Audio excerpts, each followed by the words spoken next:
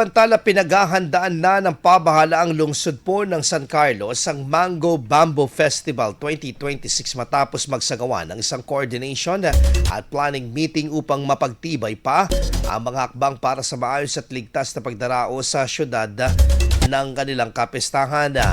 Tinututukan sa pulong ang masinsinang pagpaplano ng mga aktibidad kabilang ang mga hakbang sa crowd management, seguridad at logistics upang matiyak ang maayos na daloy ng mga programa at panahon ng pagdiriwang.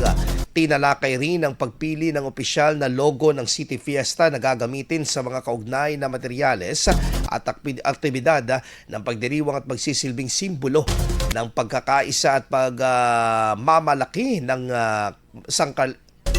mga tiga San Carlos.